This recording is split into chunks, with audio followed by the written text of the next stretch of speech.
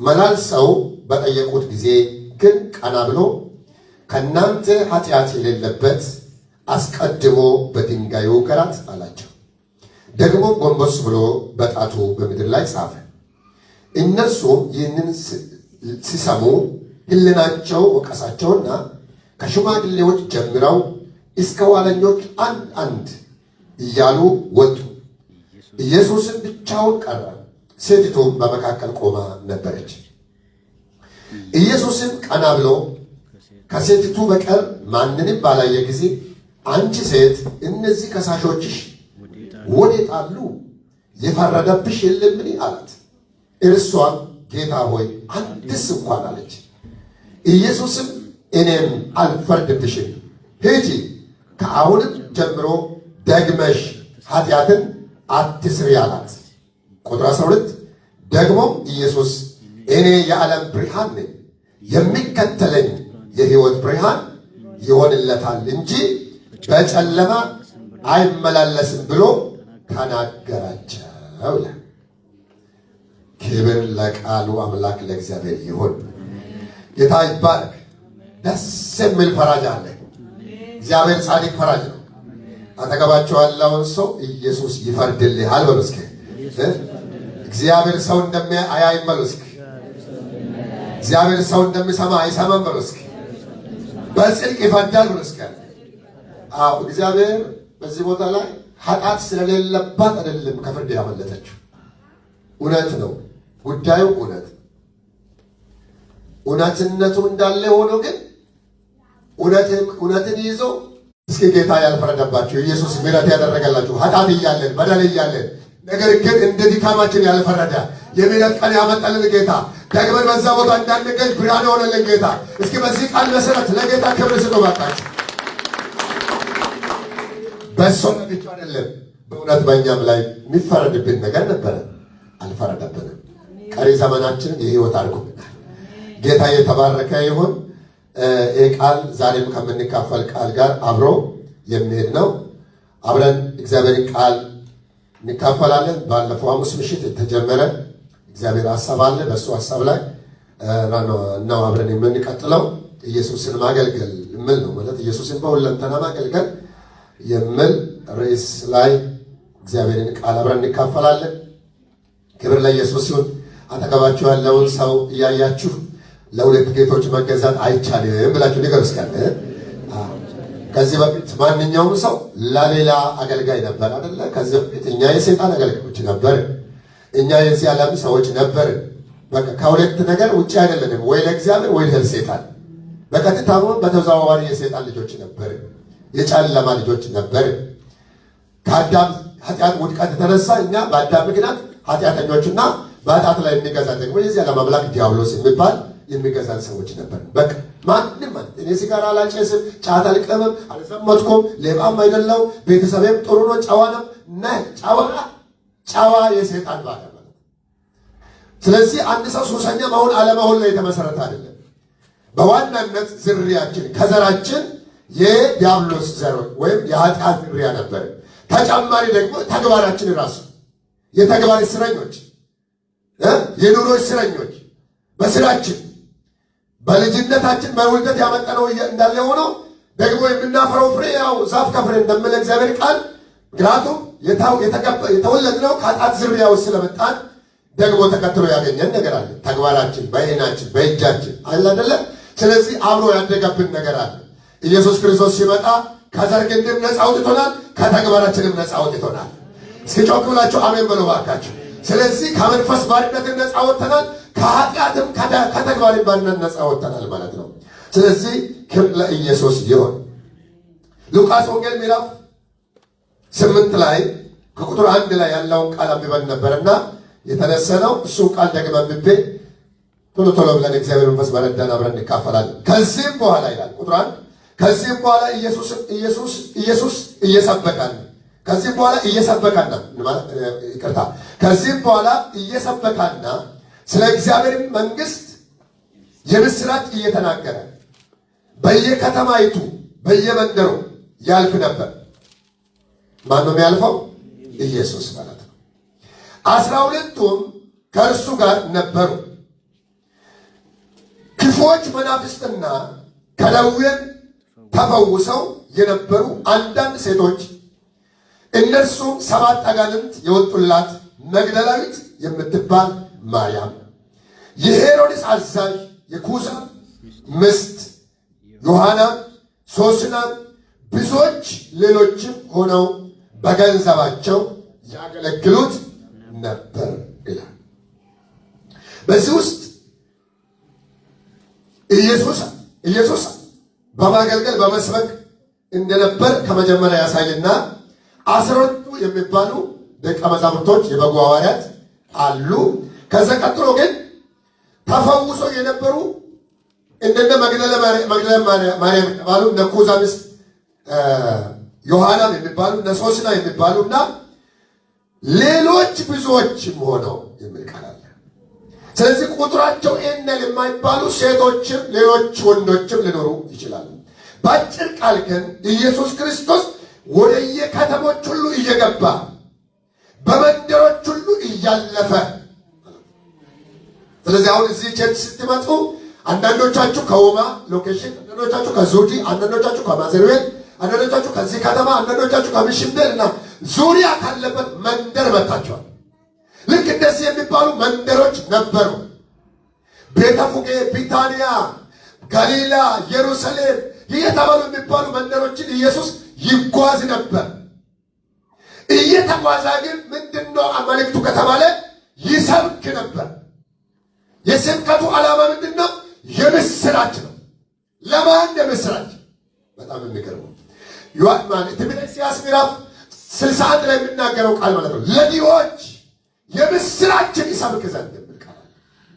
ስለዚህ በአጭር ቃል በምድር ላይ ከኃጢአት የተነሳ ከሰይጣን የተነሳ በእያንዳንዱ ቤት አይነቱ ይለያያል እንጂ ለቅሶ አለ፣ ሐዘን አለ፣ ፍርሃት አለ፣ ውድቀት አለ፣ ኪሳራ አለ፣ ግራ መጋባት አለ። አይነቱ ይለያያል። ስለዚህ የሰው ልጅ ምን ያስፈልገዋል ማለት ነው? የምስራች የሚባል ነገር ሲሰማ ልቡ ቶሎ ይከፈታል። ይከፈታል ሳይሆን ይመለከተዋል ማለት ነው የምስራች። ምክንያቱም መጽሐፍ ቅዱስ እንደዚህ ይላል፣ የዚህ ዓለም አምላክ የሚል ቃል አለ አይደል? ዲያብሎስን ሲነገር የምን አምላክ? የዚህ ዓለም አምላክ ይላል። ራዕይ ምዕራፍ 12 ለአንድ መጽሐፍ ምዕራፍ ላይ ታያላችሁ። መላእክትና ዘንዶ ተዋጉ ይላል። በሰማይ ላይ መላእክትና ዘንዶ ተዋጉ ይላል። 3 ሰማይ እንደሆነ ታውቃላችሁ መጽሐፍ ቅዱስ። አንደኛ፣ ሁለተኛ፣ ሶስተኛ ሰማያት አለ።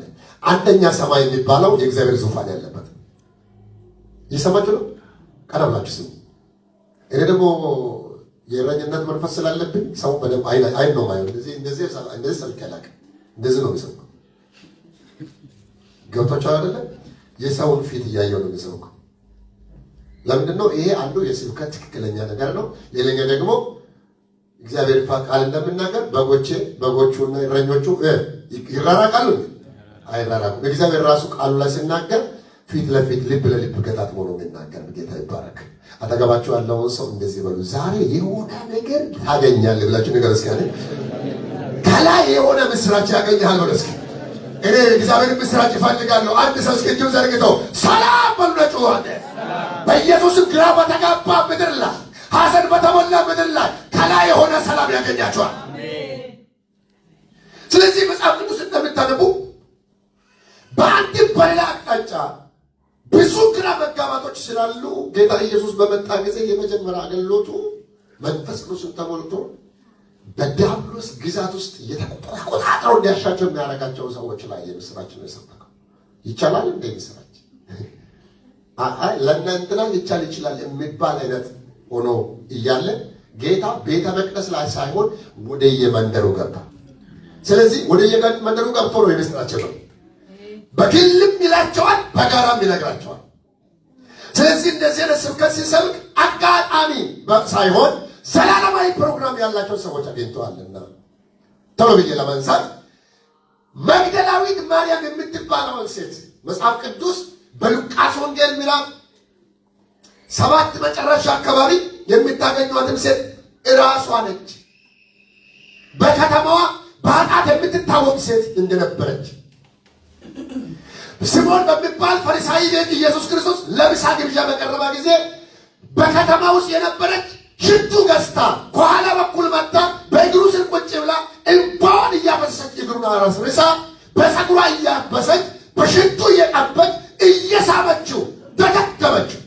ሰውየው እንዲህ አለ፣ ነቢይ ቢሆን ኖሮ ያውቃት ነበረ፣ እቺ ሴት እኛ እናውቃታለን ብለው አሽሟጠጧት። ኢየሱስ ግን በአፋቸው ሳይሆን በልባቸው ያወሩትን ሰማ። ለምን ታውቃላችሁ? እቺ ነውረኛ እርኩስ ብሎ ጨርቅን እንዳትነካ ብሎ ካህናት ፈሪሳውያን ጥግ ያሳዟትን ኢየሱስ ግን ሳያወራ ሳባት። ሕይወት ነው። እስኪ አጠገባችሁ ያለው ሰው የክርስቶስ ሕይወት ወደ ሕይወት ይስባል ተባባሉ ባካችሁ። በክርስቶስ የተሳባ ሰው አለ። በክርስቶስ ፍቅር የተሳባ ሰው ሳባት አለ። ታሲባ ገባች። እውነት ለመናገር ፈሪሳዊ ማለት ቅድም የሚበላ ስታመነዝር የተገኘችውን በምን በድንጋይ የፈሪሳዊ ቤት አይደለም ግቢ አትገባም። ኢየሱስ ስለገባ ገባች። ዛሬ አንድ ነገር እናገራል። ያልገባነውን መንደር የገባነው ማይገባን ቦታ የቆምነው የማይገባውን ኑሮ መኖር የጀመርነው ገብቶልን የሆነ ሕግን እያፈረሰ ስለኛ የማይከፈተውን በር እየከፈተ አንድ ግን ገብቶልኛል ተከትዬ ገብቻለሁ። ተከትዬ የገባሁት ፈሪሳዊ አይደለም። የቀጣ ያስገባው ገባ ኢየሱስ ገባች። እሷ አሽሟጠጧት። የኔ ጌታ አይገርምም? ለምስኪኖች የሚወግን ጌታ ስለሆነ ሰውየውን በቅኔ ተናገረው። ቅኔ እንዲበለው በእኛ ቋንቋ በጥበብ ተናገረው። ፈሪሳዊ እንዲያለ በከተማ አንድ ባለጠጋ ነበረ። አበዳሪ አበደረ። ለአንዱ 100 ለአንዱ 50። ሁለቱንም ዕዳቸውን ተወላቸዋል። መጽሐፉ ምዕራፍ 7 ስታነቡ ነው ተወላቸው። ከሁለቱ የትኛው የሚወድ ይመስላል? አብዝቶ የትኛው አብልጦ ነው የወደው? ይሄንን ዕዳው የተተወለት 50 ከተተወለትና 100 ከተተወለት የትኛው ነው በጣም የሚወደው? ይቅር ያለውን ባለጠጋው ስል ሰውየው እንዲህ አለ፣ ብዙ የተተወለት ነዋ አለ። በትክክል ፈርደሃል አለ። ንግግር መስሎት ነበር፣ መገለጥ ነው። እና ፍርዱን አስፈረደና እንዲህ አለ፣ እኔ ቤትን ከገባው ጊዜ ጀምሮ ለእግሬው አልሰጠኝ ማለት ምን ማለቱ ነው? ከማን ሰማ? ሰውየው ተሸማቀቀ ይመስለኝ። ለእኔ ለእግሬ ቤቴን ሲገባ ለእግሬ ውሃ አልሰጠኝ ማለት አልሳምከኝም። 2 እቺ ሴት እዚህ ቤት ከገባው ጊዜ ጀምሮ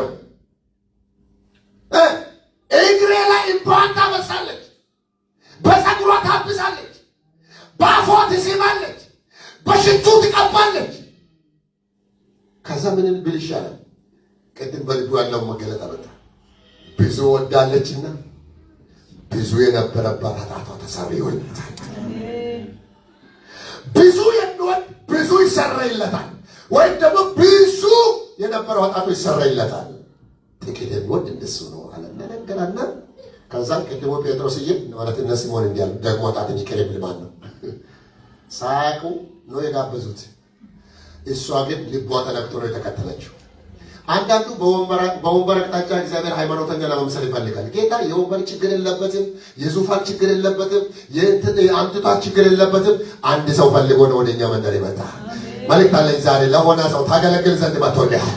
አጠገባችሁ ያለው ሰው ያዙና አንተ ተፈልጋል ተባብሎ እስኪ ንጉና ጊዜ ብሎ በጾታችሁ ኢየሱስ ፈልጎ የመጣው ራሴን ነው ብሎ ነገር ማካት ጊዜ ካታጥፋ ተባብሎ እስኪ በጌታ በኢየሱስ ዘንድሮ ኢየሱስ መሳም ካለበት ይሳማል። ኢየሱስ ችግር ስር መደፋት ካለበት ይደፋለታል። ሽቱን ካስፈለገ ዋና ለእሱ ይገባዋል። ለምን ከተባለ ዮሐንስ ወንጌል ላይ ድንጋይ ሊወግራት የነበረች ሉቃስ ወንጌል ምዕራፍ 8 ላይ ሌላ ተስፋ ተነገራት። 7 አጋንንት ይወጣላት። እዛን ቀን ኃጢአቷ ብቻ አይደለም የተነቀለው። ለዚህ ሁሉ ምክንያት፣ ለዚህ ውድቀት፣ ለዚህ ነውር፣ ለዚህ ውርደት ምክንያት ያደረጋት ለካ ያደረባት አጋንንት ነበር። ብዙ አላቆያችሁ። አንድ ሰው አጋንንት ቢይዝ ማጠፋው ነገር ይኖራል? ብትደበድቡት ይሄ ሰውዬ ይማራል? ማረሚያ ብናስገባ በኃይለኛ ሰንሰለት ብናስር 100,000 ብንቀጠው ይማር? ብትወስደው ይማራል። ብትገለው ራሱ የለም። መጀመሪያ ኢየሱስ ምን አየ? በውስጧ ያለውን አጋንንት አየ። አየህ፣ ሰው ተራ የሚያደርግ ክብር ሆኖ ሳለ ተራ የሚያደርግ እንስሳ የሚያደርግ አይምሮን የሚቆልፍ ልብን የሚቆልፍ ደስታን የሚመታ አንድ ከጀርባ የተቀመጠ ጨለማ አለ። የኔ ነው የሚል የኔ ናት የሚል አሳድጊያታለሁ የሚል ዛሬ አናቱ የፈረሰ ይሁን። አንድ ተባበሩና ቀኝ እጃችሁን አንስታችሁ ሊነቃኝ በል በጌታ በኢየሱስ ስም። አትይዘኝ በል እስኪ አንተ የሚቋቋማችሁ ወገቡ ይወጋ። የስ ለምን እንደሆነ ታውቃላችሁ? ሰይጣን ኢየሱስ ጋር መጥቶ ወድቀህ ሲገድልኝ እስኪል ደፍረዋል። ይህች ምድር የኔ ናት። ቅድም አንድ ጥቅስ እየነገርኳቸው ነው። መላእክትና ዘንዶ ተዋጉ ካለ በኋላ በበጉ ደምና በምስክርነታቸው ቃል ድል ነሱት የሚል ቃል አለ። ስፍራ አልተገኘለትምና ተሸነፈና ቁልቁል ወደ ምድር ወደቀ ይላል መጽሐፉ። የወንድሞች ከሳሽ ተጣለ ይላል። ከዛ በኋላ ምን እንደምታውቃለች? በምድር ያላችሁ ዋይ ዋይ በሉ፣ ለምን ዲያብሎስ ጥቂት ዘመን እንደቀረው አውቆ በታላቅ ቁጣ ወደ ወርዷልና ብሎ ይናገራል። ይውላችሁ ከመጣ በኋላስ በአንዱ ውስጥ 7፣ በአንዱ ውስጥ 1000፣ በአንዱ ውስጥ 10,000። አንዳንድ ጊዜ ሰይጣን ዝም ብሎ ተረት የሚያወራ መስሏችኋል? አንዳንዴ በቲቪ በተለያየ ቦታ ሰንትና ሚሊዮን ነት ሰይጣን እኮ ይሄ አይደለም ኩዱዶ ከመገና ወደ እንዳት ከተመቻቸ የለት የዓለም ጋኔን ሁሉ ይቀመጣል። አንድ ጊዜ ጌታ ኢየሱስ ክርስቶስ በመቃብር የሚያድረውን ያ ሰው እግሩን በብረት አስራችሁ ብረት የሚሰብር ሰው ብረት አይሰብርም ባይጁ ሰው ብረት ሰብራል፣ ሰንሰለት ሰብራል፣ መቃብር ውስጥ ያድራል፣ ገል ውስጥ ሰውነቱን ይዋጭራል። የህዝቡ ሜሮት የነበረውን መንገድ ዘጋተ። ግርግሶን መንገድ ላይ ማንም ከተማ ሰው ማንም መንግስታዊ ሰው አያልፍም። አንድ ሰው ውስጥ ያለው መንፈስ ዘጋ። አንድ ሰውዬ ግለሰብ ቤተሰብ አሰረ፣ መንግስት አሰረ፣ ሰብሮ ነው የሚወጣው። አንተ ማረባ አይችለው። አንድ ቀን ግን ጌታ ቀጥታ መጣ። ሃሌሉያ! ያ መንፈስ ቀላል መንፈስ እንዳይመስላችሁ። ኢየሱስ ክርስቶስ ወደ ማዶ ተሻገሩ ብሎ ደቀ መዛሙርቶች እየሄዱ እያለ ባሕርን የቀሰቀሰ መንፈስ ነው። አንተ ውሃ በላቸው ላይ የገለበጣ ማዕበል ያስነሳ መንፈስ ነው። ሰይጣን ትንሽ ኃይል እንደሆነ ከመሰላችሁ ተሞኝታችኋል። ማዕበል ነው የቀሰቀሰው፣ ነፋስ ነው ያዘዘው። መንፈሱ ነፋስ አዘዘ፣ ማዕበል ቀሰቀሰ። ሐዋርያቶች ተጨነቁ፣ አለቀሱ፣ ጮሁ። ሌሊቱ 9 ሰዓት ላይ ኢየሱስ በማዕበሉ ላይ እየተራመደ መጣ። ምክንያት መሰላቸው፣ አብዝቶ ጮሁ። እኔ ነኝ አለላቸው። አይገርምም? ቲቶ የማይሄድ በመከራ ቀን የሚደርስ የፈታን አሁንም ያድነናል። ስንት ያድኗቸዋል? ባካችሁ ስንት ያዳናቸው? ስንት ቀን አዳናቸው? ብዙ ጊዜ ያድኗቸዋል አለ። ድሮ የሚያቅሰው አለ። ማጨብጨብ ትንሽ ነው እንዴ ወገኖች? ለጌታ ጩና እልልታ ቀርቦ ብዙ ያዳናል፣ አሁንም ያድናል። ዛሬ በጌታ በኢየሱስ ስም የተቆለፈ አእምሮ ይከፈታል። የስ ኔትወርክ ላይ በስልክ ላይ ቴክስት እንደምላክ ውስጣችን መግባት ባይችል መልእክት የሚልኩ መናፍስቶች አሉ። ለጌታ እንዳለው አይምሮ ሐሳብ የሚልኩ አሉ። አሜሪካ ቁጭ ብሎ የሚልኩ አሉ። አይደለም ቁጭ ብሎ የሚልኩ አሉ። ኢትዮጵያ ቁጭ ብሎ የሚልኩ አጋንንት ነው አልኳችሁ። ሰንበል እንደመስላችሁ በስልክ ላይ እኮ መልእክቱ የለም፣ ግን አይምሮ ውስጥ የተጠቀጠቀ የዲያብሎስ ድምፅ ብዙዋል። ፍርሃት፣ ጭንቀት፣ ራስን አጥፋ ምናምን በጣም የወደቀ መንፈስ አለ። ዛሬ እንደዚህ ይሆናል። እኔ የዓለም ብርሃን ሆኜ መጥቻለሁ። የሚከተለኝ ቢኖር ብርሃን ይሆንለታል እንጂ በጨለማ አይሄድም። ዛሬ እንደዚህ እናገራለሁ። በሆነ አእምሮ ላይ ብርሃን ይብራ። ጩን አሜን ብሎ ብርሃን ይሁን። በኢየሱስ ቤታችሁ ላይ ጨለማ አይሆንም። የአንተ አእምሮ የአንቺ አእምሮ የጨለማ ጥቅጥቅ አይሆንም በኢየሱስ። 7ቱን አጋንንት ተራምዶ መጣ ኢየሱስ። ጴጥሮስ ወደ ባህር ወጣ። ጴጥሮስን አንገዳገደው። አንተ ማዕበሉ ላይ የተራመደው ብቻውን እሱ ነው። ማይሰምጥ ማዕበል የማይፈራ አጋንንት የቀሰቀሰው ነፋስ የማይወስደው በወጀብና በአውሎ ነፋስ ውስጥ መንገድ ያለው ከሁሉ በላይ የበላይ የሆነ ፍጥረት ሁሉ የሚገዛለት አጋንንት ከእግሩ በታች የተረገጠለት ኃይለ ስልጣናት የተገዙለት የኔ ቦስ ኢየሱስ ነው። He is my king። የኔ ንጉሥ።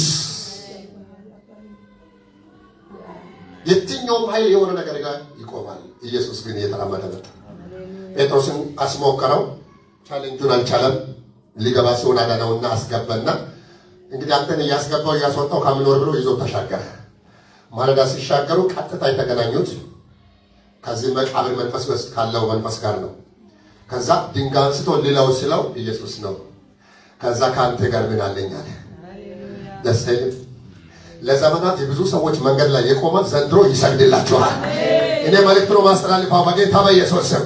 እስከ ዛሬ ድረስ አቃቃ ያስቀየረ ይመጣሉ ስትል እንደዚህ ስትል እንደዚህ ብዙ ጊዜ ወይ ከድሮ ያቆመ ባለበት ዘመን ያስጨረሰ አንድ ባይል ያልታየ በመንገዳችሁ ላይ የቆመ አውሬ ዘንድሮ ይፈርሳል በኢየሱስ ጩና ኢየሱስ በሉ አደረካችሁ። በጌታ በኢየሱስ ያዘገያችሁ ላይ ኢየሱስ ያልፍበታል። መንገድ የቆለፈው ላይ ያልፍበታል። ወደማትወዱበት አቅጣጫ ያስቀየሩ የማይገባ ጩኸት እንድናለቅስ ጊዜን የሚበላ ሰዓት እንበላ ሌሊት የሚያስነቀን በቃ ከአጀንዳ ወደ አጀንዳ እንድንገባ የሚያደርግ አጋንንት ነው። ጌታ ማን ስለው ሌጎን ነው አለ። ብዙ ጊዜ ያው እኔ ቲቪ ላይ ያለውን ሁሉንም ነገር ወስዳችሁ እንዳትተችሁ ነው። ሰው ተቸው ሁሉ እንዳትተችሁ። ከሴጣን ጋር ጊዜ ያጠፋል ለዚህ ብሎ ስንት ናችሁ እያለ ያለ ውጣው ጣኝ ብሎ አይልም። አንዳንዴ ኢየሱስን ስንት ናችሁ ብለዋል። ስለማያውቅ ነው እንዴ? ሄሎ ለትምህርታችን ተቀምጠው ምን እንዳለ ተቃለ አጠገቤ ያለውን ሰው ያርሲስት ወደ ያሯን አስተያየት ከማስጣት ሞክርና ኢየሱስ ሰርቶልኝ እስኪ አስተያየቱን ደግሞ አብረን እናያለን። ዝም ብሎ ወደኛ ከማምጣት ይልቅ እስኪ ይስራ። ዋናው ግን ይጮህ ወገኖች፣ እንዴትም ማረክ ግን ሰይጣን ነው ይጮህ በኢየሱስ ስም። ነገሩ ይጮህ ከወንድሜ ከይቴላ ከሆነ ቦታ ካለው ሰው ላይ ይጮህ። ኢየሱስ ማን ነው? ሌጎን ነው። ሌጎን ማለት ስንት ሺህ ነው? 10,000 በአንድ ሰው ውስጥ አለ። እቺን መንገሮች ጊዜ ሰዓት ወሰድኩ። ቁጥሩን ለመንገድ ብዬ አይደለም። በዋናነት በአንድ ሰው ውስጥ 10,000 ብቻ አይደለም ማህት ሊቀመጥ ይችላል። ሰይጣን የሚቀመጠው በቦዲያችን ላይ አይደለም፣ በመንፈሳችን ላይ ነው። መንፈሳችን ከባህር ይጠልቃል። እየሰማችሁ ነው? መንፈሳችን ከባህር ይጠልቃል፣ ከአየር ይሰፋል። is very wide ነው። በጣም ልባችን ውስጥ ያለው ቁመታችን ልክ አይደለም። መንፈሳችን እግዚአብሔር የሰራው እንደሱ ስለሆነ ስለዚህ መንፈስ ስለሆነ በመንፈሳችሁ በአእምሮአችሁ ላይ ሰተል ማድረግ ይችላል። ምን ሆነ ነው? አሁን ዛሬ መልእክት ይሄ ነው። መግደላዊትን ማርያምን ኢየሱስ ከሰባት አጋንንት ነፃ አወጣት። መልእክት አለ። ሰባቱ ሲወጣስ ውስጧስ ማን ገባ? የሰላም አለቃ ኢየሱስ ገባ። ብርሃን ገባ። ሳቅ ገባ። ልባርካችሁ። በሕይወታችሁ ዘመን የሚያስጨንቃችሁ ተነቅሎ ይሄድ በኢየሱስ ስም። ኢየሱስ ዋና ዙፋኑን ይከበል። በኢየሱስም ገቢናው ላይ ኢየሱስ ይቀመጥ። ምንድን ነበረ እየተማርን ነበር ነው እንግዲህ ኢየሱስን በሁለንተና ማገልገል የጀመሩ ሰዎች የተደረገላቸውን የሚያውቁና የተከተሉ ናቸው አይደለ? ታዲያ አገለገሉ። እንዴት ነው ያገለገሉ? በሁለንተና። መጀመሪያ ምንድነው ማገልገል ብለናል? በፍጹም ልባቸው በፍጹም ነፍሳቸው በመውደድ እግዚአብሔርን ምን ያደርጉ ነበር? ያገለግሉ ነበር። ሁሉም ፍጹም፣ ሁሉ ሙሉ ጉልበት፣ ሙሉ ኃይል፣ ሙሉ አእምሮ የሚለውን ቪዲዮ ላይ ስላለዩት። ሁለተኛ ከማንኛውም ገደብ ከሚያበጅ ኃይል ራሳችንን በመከልከል እናመልካለን፣ እናገለግለዋለን። ምን ማለት ነው እንደሱ ማለት? እኔ ማለት ራሳችሁ ላይ የምትሾሙለት አለቃ እንዲህ ብለን ነው። ኤፌሶን ምዕራፍ 1 ቁጥር 5 ምዕራፍ 5 ቁጥር 1 ላይ እንደምን ቃል አለ? በነፃነት እንድንኖር ክርስቶስ ነፃነት አወጣን የሚል ቃል። ማነው ነፃ ያወጣን? ክርስቶስ ነው ነፃ ያወጣን። ክርስቶስ በነፃነት እንድንኖር ነፃ አወጣን። ሚመኖች ስሙ። ሰይጣን ነፃ ባወጣ ሚመን ላይ መጥቶ ማስራት ህጋዊ መብት የለውም። ነገር ግን ህጋዊ መብት ባይኖረው የማታለል ስራ ስለሚሰራ እንደ አማኝ እግዚአብሔር እንደፈተን ለእግዚአብሔር አገልግሎት ፍሬነታችን ነፃነታችን ተጠቅመን በእግዚአብሔር ቤት መኖር ካልቻል ጠላት ኢንዳይሬክት ይገለገልብናል። ምን እንደሆነ ታውቃላችሁ? እስራኤላውያን በዘጸአት ምዕራፍ 5 ሌላቸው 5 6 7 ያላችሁ ስታነቡ ፋርዖንን ነው ለ430 ዓመት ያገለገሉት። ጌታ መጣና ሕዝቤን ያገለግለኝ ዘንድ ልቀቃቸዋል። ሙሉ በሙሉ ነው ያስለቀቃቸው። ስለዚህ እግዚአብሔር የሚገለገለው እዛው ካላ ለፋርዖን እየተገዛው አይደለም። ውጡ ነው ያላቸው። ውጡና መስዋዕት አቅርቡልኝ አገልግሉኝ ብሎ ስል ሊወጡ ሲፈልጉ አለቃቸው። ዛሬ አንድ ነገር እንድንተባበር እግዚአብሔር ሊያወጣን መልካም ፈቃድ ሊያወጣን ለሚፈልገው ጌታ መከተል ይሆንልን ወገኖች። ከዚህ ይጀምራል። ምን ማለት እንደሆነ ስሙ። አንድ እስራኤላዊ ከግብፅ ካልወጣ ለእግዚአብሔር እንደሚገባ መኖር አይችልም። አንድ እሱ ነው። ሌላኛው ደግሞ ከግብፅ መውጣት አንድ ነገር ነው አይደለ? እስራኤላውያን ስጋቸው ከግብፅ ወጥቶ ግን ልባቸው ግብፅ ነበር የሚል ቃል አለ። ብዙ ጊዜ በቤተ ክርስቲያን ላይ ዛሬ በአማኞች ሕይወት ላይ ሰይጣን ከሚዋጋው ትልቁ ነገር ካለም ወጥተናል፣ ከመጠጥ ወጥተናል፣ ጌታን ተቀብለናል፣ ቸርች ውስጥ አለን፣ እንደሚገባ ግን ልባችንን ስለ ጌታ ስለማንሰጥ ሕይወታችንን ሰጥተን ስለማናገለግል እኔ የጌታ ነኝ ብለን በላያችን ላይ ኢየሱስን ይለጥለን ስለማንሾም በማይገባ አቅጣጫ ጊዜያችን ጉልበታችንን አሁን ፋርዖን ሳይሆን እግዚአብሔርም ሳይሆን ባዶ ቤታ የሚቀርበት ጊዜ አለ። ኢንዳይሬክት ደግሞ ጠላት ይጠቀማል ማለት ነው። አንድ ጥቅስ ላስነብባችሁ ጆሲ እንድታነብ ኤፌሶን ምዕራፍ 2 ከቁጥር 1 በፍጥነት ስለምታነብ ከ1 እስከ 11 አንብብልኝና ቀጥሎ ያሉትን በፍጥነት ይላል። ምዕራፍ 2 ቁጥር 1 እስከ 10 በኢየሱስ ስም አነባለሁ። በበደላችሁና በኃጢአታችሁ ሙታን ነበራችሁ፣ በእርሱም በዚህ ዓለም እንዳለው ኑሮ በማይታዘዙን ልጆች ላይ አሁን ለሚሰራው መንፈስ አለቃ እንደሆነ በአየር ላይ ስልጣን እንዳለው አለቃ ፍቃድ በፊት ተመላለሳችሁባቸው። በእነዚህም ልጆች መካከል እኛ ሁላችን ደግሞ የሥጋችንና የልቦናችንን ፍቃድ እያደረግን በሥጋችን ምኞት በፊት እንኖር ነበርን። እንደ ሌሎቹም ደግሞ ከፍጥረታችን የቁጣ ልጆች ነበርን። ነገር ግን እግዚአብሔር በምሕረቱ ባለጠጋ ስለሆነ ከወደድን ከትልቅ ፍቅሩ የተነሳ በበደላችን ሙታን እንኳ በሆንን ጊዜ ከክርስቶስ ጋር ሕይወት ሰጠን። በጸጋም ድናችኋልና በሚመጡ ዘመናትም በክርስቶስ ኢየሱስ ለእኛ ባለው ቸርነት ከሁሉ የሚበልጠውን የጸጋውን ባለጠግነት ያሳይ ዘንድ ከእርሱ ጋር አስነሳን። በክርስቶስ ኢየሱስ በሰማያዊ ስፍራ ከእርሱ ጋር አስቀመጠን። ጸጋው በእምነት አድኗችኋልና ይህም የእግዚአብሔር ስጦታ ነው እንጂ ከእናንተ አይደለም፣ ማንም እንዳይመካ ከሥራ አይደለም።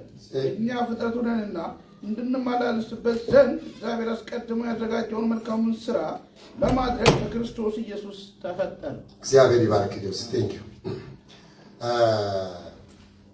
ታፌ ፕሊስ አዲስ ትርጉም ካለ አለ ካለለ ታወቃ። እሺ ቁጥር 10 በፊት ሌላ ጊዜ አልኩ እናንተ እዚህ ጋር ምን እንደምል ታውቃላችሁ? ከላይ ካለቃ ፈቃድ ነበሩ፣ ለሰይጣን ነበሩ፣ ኃጢአት ነበሩ፣ ሙታን ነበሩ፣ በጨለማ ነበሩ። ይሄ ዝርዝር ሁሉ ከተናገረ በኋላ እግዚአብሔር አዳነን፣ በጸጋ ዳነን፣ ሕይወትን ሰጠን፣ አዲስ ነገር አገኘን። አሜን። ሄሎ ሄሎ ሄሎ። ለሰይጣን ተገዢ ነበር፣ የቁጣ ልጆች ነበር፣ ሙታን ነበር፣ እንደዚህ ነበር። በወደደን በፍቅሩ የተነሳ ከወደደን ፍቅሩ የተነሳ ከክርስቶስ ጋር እግዚአብሔር ሕይወትን ሰጠን። በጸጋው ድናችኋል። በሚመጡ ዘመናት ሃሌሉያ ከእሱ ጋር አስነሳን፣ በሰማይ ስፍራ አስቀመጠን። ብቻ ብሎ አልጨረሰም። ቁጥር 10 እንዲህ ብሎ ጳውሎስ ይናገራልን ያናግራቸዋል። እንዲህ ብሎ ድነናል፣ ነፃ ወጥተናል። ለምን ብሎ ስል እኛ ፍጥረቱ ነንና እንመላለስበት ዘንድ እግዚአብሔር አስቀድመው ያዘጋጀውን መልካሙን ሥራ ለማድረግ በክርስቶስ ኢየሱስ ተፈጠረ። ሶስት ትልቅ ነገሮች እዚህ ውስጥ አለ። አንደኛ አንድ አማኝ አንድ ክርስቲያን ክርስቶስን ለማገልገል ዲክሌር ማድረግ አለበት። እየሰማችሁ ነው?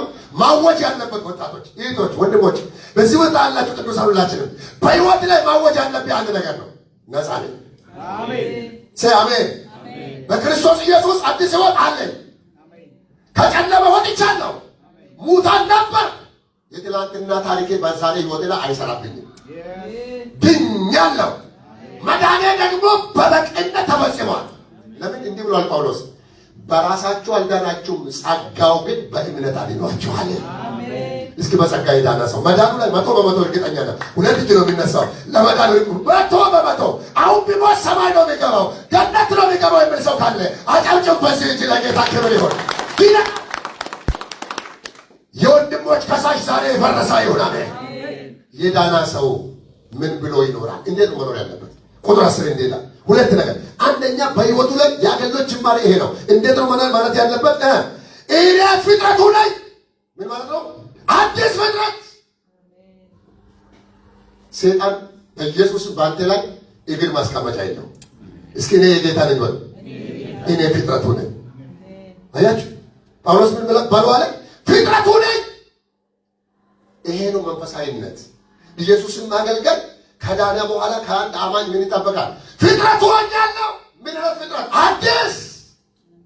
ሁለተኛ መልካሙ ስራ ለመስራት ኢየሱስ ክርስቶስ ዝም ብዬ ቸርች ውስጥ ገብቼ አባል ነኝ የእንትን ቸርች አባል ነኝ የሚባል ፎርም ሞልቼ መኖር አይደለም።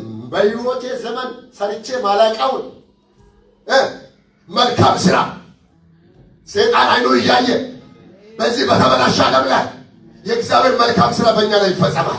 አጠገባቸው ያለውን ሰው ያዝና እንደዚህ በሉ፣ እግዚአብሔር ቀን ዘመንን የመልካም ስራ ስጥረተኛ ያደርጋል በሉ። ይባካችሁ ንገሩ፣ መልካም ስራ በሉ ባካችሁ። በጌታ በኢየሱስ መልካሙን ስራ በእናንተ ሊሰራ ወደደ። አገልግሎት ነው። ምን መልካሙን ስራችሁን እያዩ በሰማያት ያለውን አባታችሁን እንዲያከብሩ በጌታ በኢየሱስ አንተን ያየ ሰማይ ያየ በኢየሱስ መስታወት ላይ መብራት ሲያበራ እዚህ መስታወት ላይ ፊት ለፊት እየሰማችሁ ነው አይደል? አትሽ እየሰማችሁ ነው አይደል? ባትሪ አብሮ እስኪ መስታወት እዚህ አቆማችሁ ምን ነው የሚሆነው? አይናችሁ ላይ ነው ሪፍሌክት ያደርጋል።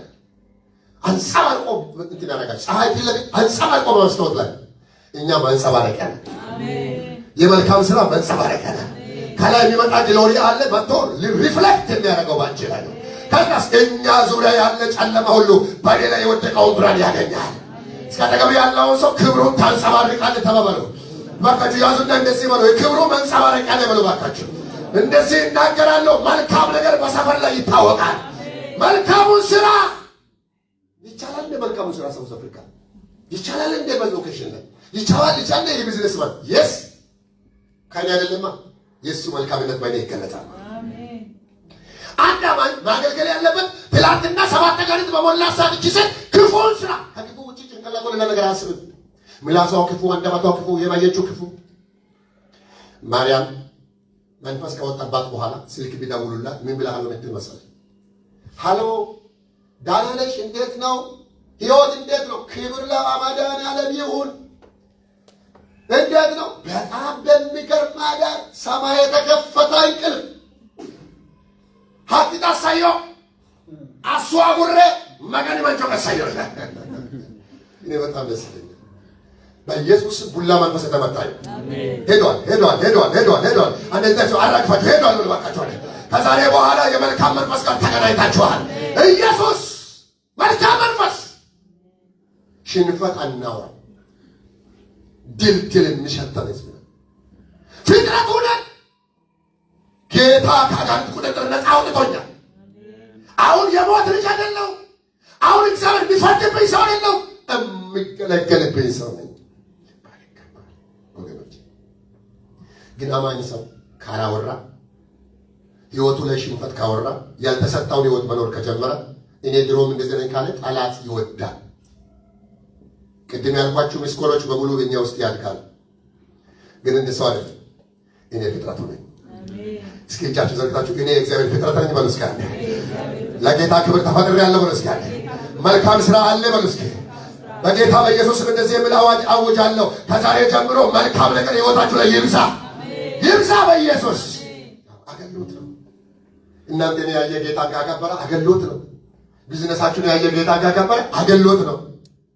ትዳራችሁን ያየ ጌታ ካከበረ አገልግሎት ነው። ደስታሽን አይቶ ሰው ጌታ ካከበረ አንተ ስትደሰት ጌታ ምን ስላለው ነው? ዓለማውያን ምን ስላላቸው ነው? እኛ ግን ጌታ ስላለን። በክርስቶስ ደስተኛ ያልሆነ ሰው በምንም ደስተኛ አይሆንም። እንጋጠጥሉ ብዬ ሌላኛው በጣም በህይወታችሁ ለማውራት ያለባችሁ የእርግማን ፍጥረት አይደለሁም እኔ። ሰው የነገረኝ ሰይጣንም ያለኝ አይደለሁም። እኔ የተፈጠርኩት ለክብሩ ነው። ሴትም አድርጎ ሲሰራኝ ወንድም አድርጎ ሲሰራኝ እንዲና እንደዚህ አድርጎ በእኔ ላይ ማንም ስም ሊሰጠኝ አይችልም። እኔ ፍጥረቱ ነኝ። ለምን የተፈጠርኩ? መልካሙን ስራ ለማስራት የተፈጠርኩ። ይሄ አለኝ ነው። አንድ መልካም ነገር ተናግረን እንሂድ ዛሬ። ከዛሬ ጀምሮ ያልተጀመረ አዳዲስ ራዕይ በኢየሱስ በእያንዳንዳችሁ ቤት ይፍለቅ። አሜን። እስኪ አንድ አሜን በሉ ባካችሁ። መልካም አእምሮ ባለበት ጌታ ማታ መጥቶ መውራት ይጀምራል። ማይንዳችሁ ሪሲቭ የሚያደርገው የሰማይን ድምፅ ነው። እግዚአብሔር ድምፅ ይሰጣቸዋል፣ ምሪት ይሰጣቸዋል። ምክንያቱም በጎ አእምሮ ስላለ። ለማታውቁት የሆነ ሀገር ቤት ላለው የሆነ አወም ለማታውቁ በስልኩ የማታውቁ ሰው ያገናኛችሁ እግዚአብሔር በሆነ አቅጣጫ ላይ ጠቃሚ ያደርጋችኋል። እኔ በምሰራበት ቀን ገንዘብ ትሆናላችሁ እንዳለ እግዚአብሔር ለሆነ ሰው ደራሽ ያደርጋችኋል። በመንገዳችሁ ላይ እግዚአብሔር የሆነ ሰው ቢያመጣ አልፋው አትልም፣ ታነሳዋለህ። ከመልካም ስራ ጋር የሚተባበር ልብ ስላለ ይሄ ያቆት ልጅ ነው፣ ሀዲያ ነው፣ ከማታ ነው፣ የተገለጅ ነው፣ የማንዘር ነው አትለው። እንዲህ ብሎ ያልመጣ ኢየሱስ ባንተ ውስጥ አለ። እስኪ አሜን በሉ። እግዚአብሔር ደራሽ ያርግ። አሜን ይየ እግዚአብሔር አንቺን ደራሽ ያርግሽ። የብርጭቆ ውሃይን እግዚአብሔር መድኃኒት ይንጋው። ትንሽ ነው የምትለውን ነገር ኢየሱስ ይለፍበት። 2 ዓሳና 5 እንጀራ እኮ ለ5 ሰው አይበቃም። እግዚአብሔር ግን ለ5000 ተጠቀመ።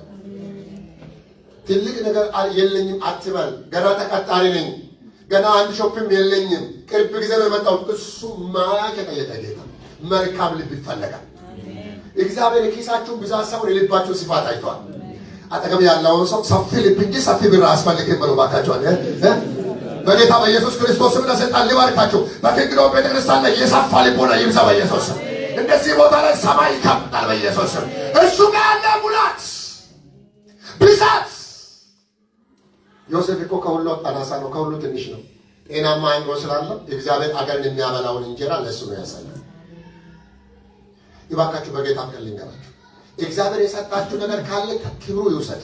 እግዚአብሔር የሰጣችሁ ነገርን እሱ ለመጓር ባይኖራችሁ አታጉረምርሙ። ነገር ግን አላችሁ፣ ክብሩ ይውሰድ። የላችሁ ግን አንድ ነገር ይኖራችሁ፣ መልካምነት። የእግዚአብሔር መልካም ልቦና ያላቸው ሰዎች በዘመናቸው ሁሉ የበረከት ምንጭ ናቸው። ጌታ ይገለገላል። አንድ ጮክ ብላችሁ አሜን በሉ። አሜን በሉ ደግማችሁ። መግደላዊት ማርያም ምን አላት? ሾፓላት ስጋዋን ሽጣ። እየሰማችሁ ነው? ሴተኛ አዳሪ ናች። ስጋዋን ሽጣ እዚህ ጎዳና ላይ እንደሚቆሙ ስጋዋን ሽጣ ነው ኑሮ ምትኖር እንጀራ የምትበላው። ጌታ ከነካት በኋላ የዕለት ትንሽ ገቢ ያላት ነገር ግን ለኢየሱስ ውድ ሽቶ አመጣች። ለካ ሰው ከገንዘቡ ብዛት አይደለም ለጌታ ውድ የሚያመጣው ሲለወጥ ነው። አጠገብ ያለው ሰው ነገርን ውድ የሚያደርግ ክብር መጥተዋል ብላችሁ ንገሩ። እስኪ አንተ አላላችሁ ማለት ንገሩ። እግዚአብሔር ነገርን ይነካዋል በሉ እስኪ አንተ። ከዛሬ በኋላ ውድ ነገርን ጠላት አይበላም በሉ እስኪ አንተ። ጊዜን አይበላ፣ ገንዘብ አይበላ፣ ህይወት አይበላ። ከዚህ በኋላ ሰውነት ለጌታ የተቀደሰ ይሆናል። ተቀድሷል እኮ ሌላ ስፍራ ለመሳፋ ስሙ ደውላችሁ በጌታ በኢየሱስ በእናንተ ጉዳይ ላይ እጁ ይለፍ። የመጨረሻውን ላንሳና አንድ 10 ደቂቃ ላንሳና 5 ደቂቃ ማለት ነው። በብራቸውም ምን ያደርጉት ነበር? ያገለግሉት ነበር።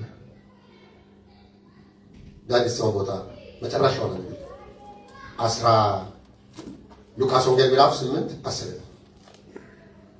ከዛ አሁን ድፍንሽ ይተባርካችሁ። እግዚአብሔርን ቃል ተናግረን የሚያልቅ አይደለም፣ ብዙ በረከት አለበት። ግን እግዚአብሔር በጊዜው ልናገርን የፈለገውን ያህል ቶሎ ብዬ ልጨርስ። ለጊዜው ከዚህ በጊዜ ስለምንቀደም መጨረሻውን ነጥብ አንብብልኝ። ጌታ ስም አነባለሁ።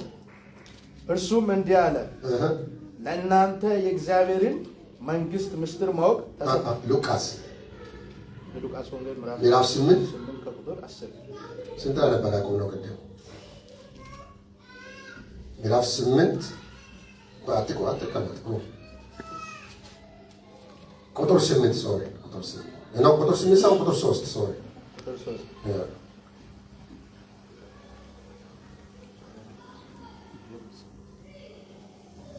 ይዘው የሄሮድስ አዛዥ ለቀጠ የሄሮድስ አዛዥ የኩዝ ሚስት የሐናንያም ብዙዎች ሌሎችም ሆኖ በገንዘባቸው ያገለግሉት ነበር። ብዙዎች ተባረክ። ብዙዎች ሌሎችም ሆነው ምን ያደርጋሉ ነበር ይላል? በገንዘባቸው ያገለግሉ ነበር። ቋንቋ ጥያቄ እዚህ ውስጥ ቆምላችሁ ማንን ነው በገንዘባቸው የሚያገለግሉት? ኢየሱስ ባሉስ ማንን አልሰማው? እስኪ ኢየሱስን በሉ። ኢየሱስን እዚህ ጋር በተለይ በብዛት የተጠቀሱ ሴቶች ናቸው። ብዙዎች ከምለው ውስጥ ወንዶች እንዳሉ እንጠረጥራለን። ምክንያቱም የስብከትን ሚዛን ለማድረግ ግን በጣም በሚገርም ሁኔታ እናቶችን የሚተካ ከተነኩ በኋላ በወንጌል ስራ ላይ በብሉይ ኪዳን በአዲስ ኪዳን አይተካ አገልግሎት ያገለገሉ እነማን ናቸው ካላችሁ እናቶች ናቸው። አይደል? ኤልሳዕን ያገለገለች ሙሴን ማለት ኤልያስን ያገለገሉ ነቢያቶች በተለያየ አቅጣጫ የሚታዩት ነገር አለ። ኦኬ እዚህ ጋር ጌታ ኢየሱስ ክርስቶስን በእነኚህ ሴቶች ገንዘብ ይገለገል ነበር። ምንድነው ኢየሱስ ገንዘብ የሚያስፈልግበት ዓላማ? ለምንድን ነው ገንዘብ የሚያስፈልገው? ለኢየሱስ ያስፈልገው ነበር ማለት ነው። አሁን ለማመን በጣም ጊዜ ስለሌለኝ ማቴዎስ ወንጌል የሚለው 17:24 እስከ 27 አንብቡና ሌላ ሰዓት ኢየሱስ ክርስቶስ ገንዘብ ይጠየቅ ነበር። በአይሁድ ሕግ ከ20 ዓመት በላይ የሆነ ወንድ ሁሉ ገንዘብ ይከፍላል። ኢየሱስ ሾፕ የለው፣ ስራ የለው፣ ቢዝነስ የለው፣ ገንዘብ ይጠየቅ ነበር። ስለዚህ መጽሐፍ ቅዱስ ላይ እዛ ቦታ በጣም አስገራሚ ታሪክ ሆነ። ፈሪሳውያን መጡና እንዲህ አሉት ደቀ መዛሙርቶችን መምህራችሁ ግብር አይከፍልም። ጴጥሮስ እንዲህ አለ አይከፍልም አይደል ሲሉት ጴጥሮስ ደግሞ እንዴ ይከፍላል አለ። ይባረክ። እስኪ አይከፍልም እሱ እኮ አምላክ ነው ለምን ይከፍላል አላለም። እነኚህ ክስ መንፈስ ያላቸው ሰዎች ስለሆኑ ይከፍላል፣ ሕጉን ይፈጽማል። የእኛ መምህር መጽሐፉን ይፈጽማል። ሰባኪ ብቻ ሳይሆን አድራጊም ነው። ጴጥሮስ የመለሰው መልስ ደስ ይለኛል። ይከፍላል ካለ በኋላ ካዝናውን ያውቃል። መጣና ምን እንዳለ ታውቃላችሁ? ጌታ ሆይ ፈሪሳውያን ዛሬ አንድ ጥያቄ ጠየቁኛል። ምን ተባልክ? መምህራችሁ ግብር ይከፍላል አይከፍልም ሲል እኔ ደግሞ አምኜ ይከፍላል ብያለሁ። ምን እናርካል? የሰማችሁ ካዝና እኮ የለም። ምን እናርግ ስለው ኢየሱስ ደግሞ እንዲህ አለ። ሌላው ክብሩ ይስማ። እስከ ተገባችሁ ያለውን ሰው ኢየሱስ አለ እንዲህ በሉ ባካችሁ አለ። ጴጥሮስ አቤት ዛሬ ባለፈው ያስጣልኩኝ አሳ ሰፈር ሄዳለሁ እና ምንድን ነው አሳ ላጡ እንዳለ አሳ አጥምጄ ልሽጥ ነው። ጴጥሮስ አይሮ ለሚመጣው ነው ማሸጥ አይደለም። ትሄድና መረቤን ትጥላለህ። መጀመሪያ የምታወጣውን አሳ መንጋጋው ያዛል። ከዛስ በአፉ ውስጥ ላንቴና ለኔ የሚውል ሳንቲም አለ ያለ ይበገሩ እኔ ቢሆን ይገለበጣለሁ በዚህ ጉባኤ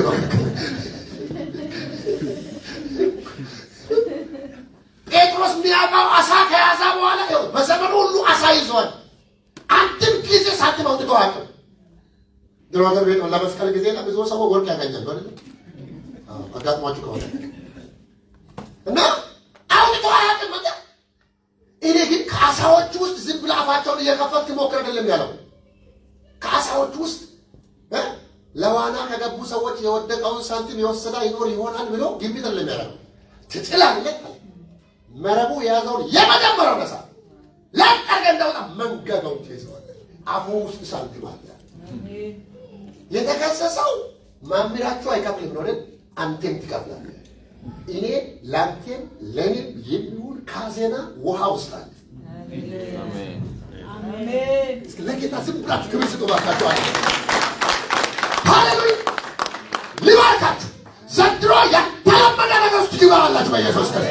አንቀጥቅሰን በኢየሱስ ክርስቶስ ስም የለመድከውማ ሰብስበው መሸጥ ነው፣ ሽጦ ማድረግ ነው፣ እንዲያርጎ እንዲህ ማድረግ ነው። እጁ ሲመጣ ግን የሆነ ነገር ይፈልጋል። ይላላ በየት የምታገለግልበትን ነገር ይሰጣሃል። ክስ ባንተ ቤት ላይ አይሆንም። በእውነት እግዚአብሔር ስለ ስሙ ይሰራል። ጴጥሮስ አምኖ አላፈረም። መምህራችሁ አይከፍልም ይከፍላል። መጠና ግን ጌታ ሆይ ይከፍላል ብዬ መጥቻለሁ፣ ነገሩ እንዴት ነው አለ። አንዳንድ ንግግሮች ተናገረ። ከዛ በኋላ አወሩና ላካ መጣ። አንዱን ላንተ አንዱን ለኔ አረሳችሁ ስታነቡ ዝም አሰኛቸው ልክ ዘንድሮ በጌታ በኢየሱስ ዝም ታሰኛል። አሜን። ያው በዚህ ቤተክርስቲያን ላይ የብልጽግና መንፈስ ይለቀቃል። አሜን። ሮማሻ ካራቲያና ማሰላማ ብዙ አፍ እያሰገነው እንጂ አሁንም የሆነ ነገር ሊወጣ ነው። ሃሌሉያ። ይከለከላል። በእውነት እግዚአብሔር የፈታቸው ሰዎች ኦርዲናሪ ፐርሰንስ ሴተኛ አዳሪ የሚመስሉ ሰዎች ወንጌልን በገንዘባቸው አገልግለው ኢየሱስ በእነሱ ገንዘብ እንጂ በፈሪሳውያን ገንዘብ አላገለገለም። ስሙ ይባረክ። በእኛ ሊከብር ለወደደው ክብር ይሆን። በባዶነትሽ ሊከብር ለወደደው ክብር ይሆን። ባለመኖሪ ለከበረው ክብር ይሆን። የሚፈልገው ኪስህን ሳይሆን ልብህን ስለሆነ ነፃ የወጣ ሰው ነው የሚወደው ጌታ። እኔ መገኖች ተውርሽ የሚባል ድምፅ አይፈልግም። እኔ ሰጥቼ ነው ያበለት አይባልም። እሱ አይወድም። በእግዚአብሔር መንግስት ውስጥ ነፃ የወጣ ሰው፣ ከአጋንንት ነፃ የወጣ፣ ከዓለማዊነት ነፃ የወጣ ትልቅት የሆነ ሰው እንደማይት ኔም ኦፍ ጂሰስ በሁለት እጁ ላይ በረከት ይመጣል። ሁለት እጅ ዘርግታችሁ ተቀበሉ በጌታ በኢየሱስ። የአማኝ በረከት ከላይ ስለሆነ ልባርካችሁ። ነፃ የወጣ ገንዘብ አግኙ በኢየሱስ። አጋንንት የማይጨብጠው በረከት ከላይ ያገኛችሁ በኢየሱስ። ከእንግዶች ስሙ። እግዚአብሔር የምስራች እያወራኝ ነው። እስኪ የምስራች በል። ያልተለመደ ምንጭ ውስጥ ትገባላችሁ። አሜን። ኢየሱስ በዘንድሮ ዓመት ከአምና በላይ ኢየሱስ ይባረክ። አሜን። አይከለከላል። አሜን። አይከለከላል። አሜን። አንዳንዴ ቆም ብላችሁ ስታዩ በጣም ትልቅ ፍቅር ያለ ይመስላል አይደል? እኔ ዓለማዊ ሆኜ ሳለሁ እንትን ሲጠጣ ቢራ ሲጠጣ እና 10 ገበቴ ምናምን ነው የሚጠጣው፣ ገንዘብ አላጣም፣ በቃ ከየትም ይመጣል ይላል አይደል? በቃ ገንዘብ እዛ፣ ፍቅር እዛ፣ ሰላም እዛ፣ ምናምን እዛ ሰርቷል። ስንት ቦታ የሚደርስ ነው እሱም እዛ በመገልበጥ ላይ ሆዱ በሽንትና በመጠጥ ላይ ነው ያለቀው። አንድ ጠብ የሚል ነገር የለው አይደለም? አንዳንድ ጊዜ ቸርች ውስጥ ምን ፍቅር አለ፣ ስጦታ ምን ፍቅር አለ፣ አንቀበልም። እሱን ቃል ነፃ እንወጣለን። ዓለምን እንመኛለን። ከካትከላ ጋር ኢየሱስን እናመሳስለን። ዘንድሮ ግን ስፔሻል መነካት የሚነኩ አሉለት። አሁንም እያገለገላችሁ ነው። ከዚህ በላይ የሆነ እጁ ያገኛችኋል። አጠገባችሁ ያለውን ሰው አትፍራ በሉ ነገሩ ባካችሁ። ወንጌል ይቀጥላል በሉ እስኪ። ኢየሱስ ይቀጥላል በሉ እስኪ። ያለ ሲሙኛውን ትንሽ ጊዜ ሲሙ ቃል ዛሬ መስማት ስላለበት ቤተ ክርስቲያን በገንዘባው ቅዱሳን በገንዘባቸው እግዚአብሔርን ካላገለገሉ ምን ይሆናል የሚለው ነገር ሰፊ ነው። ግን እሱ ጋር ነው በብዛት እግዚአብሔር መስዋዕትን ካልተቀበለ ሌላም ይበላል። ጠንቋይ ቤት ብትሄዱ፣ አመስ ቤት ብትሄዱ፣ የተለያየ ቤት ብትሄዱ እንግዲህ የመጣችሁበትን ብዙዎቻችሁ ታውቃላችሁ። በትንሽ በትልቅ የወር ደመወዛቸው ኪሳቸው የማይገባ ብዙ ሰዎች አሉ። ላይፋችሁንም በትንሹ እኔም ስለማ እኔ በእርግጥ ወደዛ ዓለም በጣም ሳልገባ እግዚአብሔር መልሶኛል። ግን የገባ ፋሚሊ ስለነበር ስለማውቅ እግዚአብሔር ይመስገን። ወንድሜ ዛሬ ከነ ባለቤቱ አገልግሎት ላይ አለ። ሁለት ወንድሞቼ የመጠጥ በጣም ከባድ ሁለታቸውንም ለውጦ ዛሬ በቸርች መሪነት ውስጥ አስቀምጧቸው። ነገር መለወጥ የጀመረ መቼ እንደሆነ ስለማውቅ ወገኖች ልንገራችሁ፣ በገንዘባችን ጌታን ካላገለገልን ገንዘባችን የኛ ጌታ ነው የሚሆነው። ገንዘብ አገልጋይ መሆኑ ይቀርና ገንዘብ የኛ ጌታ ይሆናል። ለዚህ ነው ማቴዎስ ወንጌል ምዕራፍ 6 ቁጥር 24 19-20 ስታነቡ አንድ ቃል ይናገራል። ብልና ሲቀጥ በማር አበበት በላይ ያስቀምጡ ያለው ገንዘብ ነው። ምን ማለት ነው? ዲፖዚት በማይጠፋበት ቦታ ማስቀመጥ። ስንት ሰው አማኝ ችሎ እንደሆነ ላቅ በመንፈሳዊ ዓለም ላይ ምበላ ቦታ ሳይሆን ማይበላ ቦታ አለ። ላይቭ ላይ ስላለው በጣም ብዙ ዝርዝር መናገር አይጠበቅብኝም። በሳውዝ አፍሪካ ዙሪያ አጠገባችሁ ያለውን ሰው እግዚአብሔር ወርቅ እያደረገልህ ይጠብቅልሃል በለው እስኪ ባካችሁ። እግዚአብሔር ዋጋውን እየጨመረልህ ይጠብቅልሃል በለው እስኪ። ነገር በማይበላበት ቦታ አስቀምጥ በለው እስኪ ባካችሁ። ሊባርካችሁ በጌታ በኢየሱስ። ዘንድሮ ይብራልን በኢየሱስ። ይብራልህ በጌታ በኢየሱስ። በላይ መዝገብ አስቀምጡ ብሎ ይላል። ምን ማለት ነው? ቅዱሳንን በዚህ እያስተማረ ነው ማለት ነው። ወደታች ወረድ ብሎ ምን እንዳለ ታውቃላችሁ? ለሁለቱ እህቶች መገዛት አይገባም። ትዳር ውስጥ፣ ቤተሰብ ውስጥ፣ ወንድሞች እህቶች፣ አካል ውስጥ፣ በመንግስት ውስጥ፣ በቤተ ክርስቲያን ውስጥ ይህን ስፕሪት የለመደ ምእመን፣ በዚህ መንፈስ በጣም ያደገ ምእመን